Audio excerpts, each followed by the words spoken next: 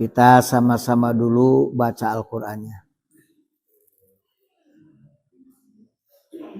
A'udzu billahi minasy syaithanir rajim.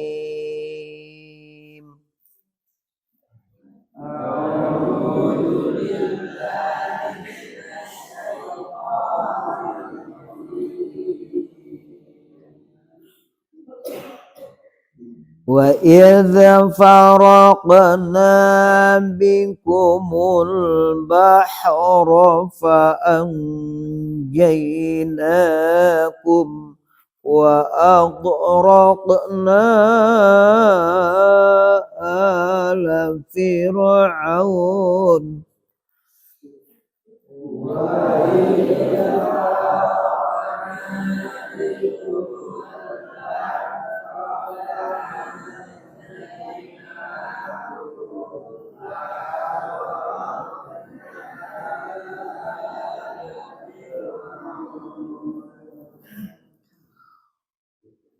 wa aghraqna ala fir'aun wa antum tanzurun.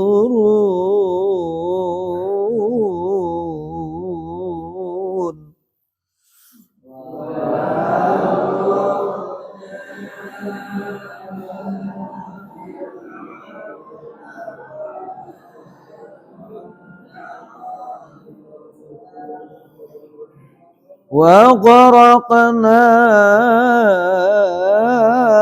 ala fir'auna wa antum tanzurun.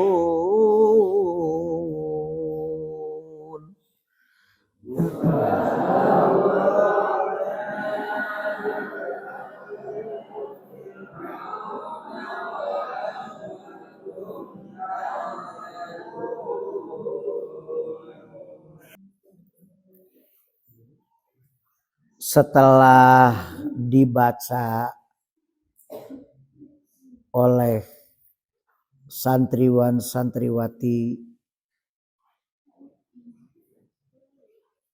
susunan ayat dan tafsirnya, sebagaimana biasanya kita melanjutkan kepada penjelasan tafsir. Sekali lagi, yang disebut tafsir itu secara bahasa asyarhu wal bayan, luas dan jelas. Maka di dalam tafsir itu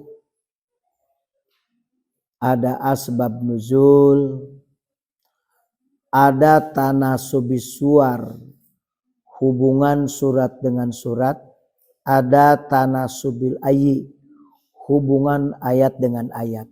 Artinya ada korelasi di berbagai surat. Karena Quran dan Quran itu tibyanu likulli syai', saling menjelaskan. Kalau di ayat lain global, maka di ayat lain itu bayan. Kalau di ayat lain itu mutlak, di ayat lain muqayyad. Di ayat lain itu umpamanya bersifat umum, di ayat itu pula dijelaskan secara khusus.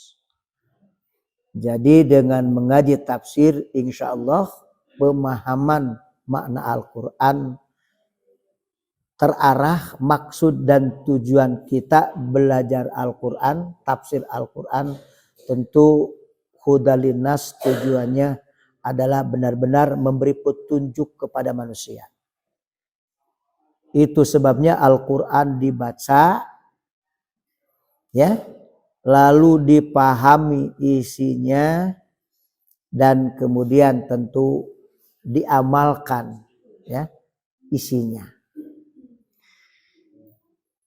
Itu sebabnya hati-hati, karena pewaris Al-Quran itu terbagi kepada 3 kelompok. Yang pertama, pewaris Quran yang dolimun nafsihi, mendolimi dirinya padahal dia baca Al-Quran. Artinya apa yang ada dalam Quran tak sesuai dengan apa yang diperbuat oleh dirinya. Dengan kata lain, apa yang diperintahkan dalam Al-Quran malah ditinggalkan, apa yang dilarang dalam Al-Quran malah dikerjakan. Wajib mutlak ditinggalkan, haram malah dikerjakan. Itu kategori pewaris Quran dolimun linafsi, mendolim dirinya. Yang kedua, pewaris Al-Quran yang muktasid si negara tengah. Tidak terlalu baik, tidak juga terlalu jelek. Dalam Ibnu Katsir dijelaskan muktasid itu al-fa'iluna lil wajibat wa qad yatruku ba'dal mustahbab. Seluruh yang wajib mutlak dikerjakan, namun terkadang yang sunat-sunat tertinggalkan. Jadi ada yang ditinggalkan. At-tarikuna lil muharramat, mutlak haram ditinggalkan, tapi waqad yaqa'u as-subhat, tapi terkadang jatuh kepada perbuatan-perbuatan subhat. Jadi wajib mutlak dikerjakan, namun sunatnya terkadang, haram mutlak ditinggalkan, namun terkadang jatuh kepada yang subhat. Dan yang terbaik adalah yang sabiqun bil khairat. Al-fa'iluna lil wajibat wal mustahbat. Seluruh yang wajib dikerjakan berikut sunat-sunatnya. Dan at-tarikuna lil muharramat was subhat. Yang haram mutlak ditinggalkan berikut subhatnya. Ini luar biasa. Jadi kita masuk di mana pewaris ini? Jadi sekali lagi, tidak cukup hanya dibaca, harus dipahami isinya dan harus dapat diamalkan isinya. Itu sebabnya ada tafsir. Tujuannya asyarhu wal bayan, bagaimana Quran ini terasa jelas, luas maknanya, sehingga kita mampu untuk mengamalkan isinya. Itu penting ya, paham ya? Ayo kita baca kembali lagi ke tafsir Jalalain ya. Al-Baqarah 50, firman Allah wadhkuru. Jadi wa'ideh wadhkuru tafsirnya. Dan ingatlah kalian. Ini berarti tentang ayat-ayat kisah, kejadian-kejadian di masa lalu yang harus diambil pelajarannya. Jadi kalau ayat-ayat kisah itu ada ibrah. Apa pesan moral dalam ayat ini? Ya. Id parokna, ketika kami membelah, palakna kami membelah, bikum tafsirnya bisa babikum, dengan sebab kamu, al-bahro akan lautan. Hatta sehingga dakhol tumuhu, kamu bisa masuk, kamu sekalian bisa masuk ke lautan itu, haribina dalam keadaan berlari, min aduwikum dari musuh-musuh kamu. Jadi saat itu Nabi Musa dan sahabat-sahabat Nabi Musa dan kaumnya, mereka benar-benar diserang, dikepung oleh Fir'aun dan bala tentaranya. Nabi Musa berlari bersama kaumnya ke pinggir sungai yang sekarang disebut dengan Lautan Merah, Laut Merah. Tentu saja kalau laut itu air.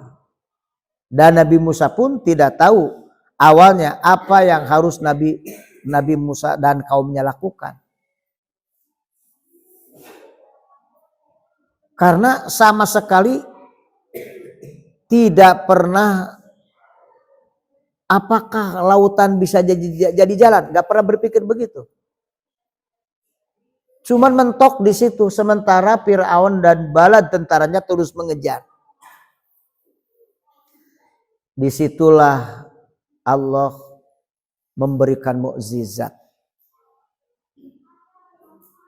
Keistimewaan mukjizat itu dari asal kata azaza yu'zizu izzazan mukjizatan yang berarti membuat lemah orang kafir, mukjizul munkirin. Orang kafir dibuat lemah. Dan ingat mukjizat Nabi Musa itu selalu ada pada tongkat. Bila tongkatnya dipukulkan itu banyak sekali kejadian-kejadian yang Nabi Musa pun tidak pernah mengira akan seperti itu. Tidak begini kata Allah, tenang Musa kamu punya tongkat. Pukulkah tongkat pasti akan jadi anu. Tidak tahu Nabi Musa juga. Hanya ketika menghadapi itu Allah menyuruh untuk memukulkan tongkat. Pada saat Fir'aun memanggil para dukun dan memamerkan dukun-dukunnya, di mana tali-tali kecil itu jadi ular semuanya. Lihat Musa, nih kehebatan para dukun kami, yaitu di mana tali-tali kecil itu bisa jadi ular, dan memang jadi ular. Nabi Musa kan sedang pegang tongkat, tidak tahu gimana lagi, hanya firman Allah, udah Musa, ya pukulkan tongkat itu, ya lemparkan tongkat itu, lalu tongkat itu dilemparkan dan jadilah ular besar. Jadi mukjizat itu tidak direncanakan, tidak ada rencana mukjizat itu. Beda dengan sihir. Sihir itu direncana. Mukjizat itu tidak tahu, Nabi juga. Hanya disuruh melemparkan tongkat, dilemparkanlah tongkat itu. Jadilah ular besar, lalu menghabisi seluruh ular-ular kecil itu. Di situ para dukun terkejut dan banyak yang beriman mengikuti Nabi Musa. Begitu juga ketika Nabi Musa benar-benar sudah terpojok di lautan. Apa yang dilakukan? Karena belum tentu bisa berenang semuanya, apalagi banyak. Disitulah Allah menyuruh agar Nabi Musa juga memukulkan tombak tongkat yang besar itu. Dipukulkanlah. Dan laut membelah. Airnya itu ke pinggir. Lalu di tengah ada jalan. Situlah mukjizat Allah yang diberikan kepada Nabi Musa. Akhirnya Nabi Musa dan kaumnya itu bisa masuk ke lautan yang itu jalan. Lalu Fir'aun mengejar dan balat-balatnya. Begitu Nabi Musa dan kaumnya sampai ke daratan, mereka masuk ke lautan, maka saat itu pula mereka ditenggelamkan. Fir'aun juga ditenggelamkan berikut balat-balatnya. Baru di situ Fir'aun mengatakan, amantu bi Rabbi Musa wa Harun. Aku sekarang beriman kepada Tuhan Musa dan Harun. Tapi imannya iman politik. Tertekan baru bilang begitu. Dan itu tidak ada artinya. Kenapa tidak dari awal kau membuat iman? Ini menunjukkan banyak orang baru mengatakan beriman, padahal mengatakan berimannya karena terpaksa dalam kondisi berat baginya untuk bisa berbuat, kecuali dengan pertolongan yang maha kuasa Allah, Nabi Musa dan yang lainnya. Ya dibiarkan saja Fir'aun itu. Jadi ini apa ibrohnya di situ? Boleh jadi banyak sekali kejadian-kejadian yang kita pun tidak tahu. Bisa jadi itu bagi siapapun Allah memberi jalan terbaik. Jadi Nabi Musa bukan begini kepada kaumnya, kaum tenang saja, aku punya tongkat. Nanti tongkat ini akan kupukulkan dan nanti lautan akan jadi jalan. Tidak begitu. Justru dikala itu Allah menyuruh, coba pukulkan tongkatmu. Ya, coba pukulkan idrib asoka al-bahra. Coba pukulkan tongkatmu ke lautan. Lalu membelah lautan itu, airnya ke pinggir, kanan kiri, di tengah ada jalan. Dan kamu bisa lihat, itu saya lihat pernah nonton filmnya itu Ten Commandment. Ten Commandment itu tentang 10 surat perintah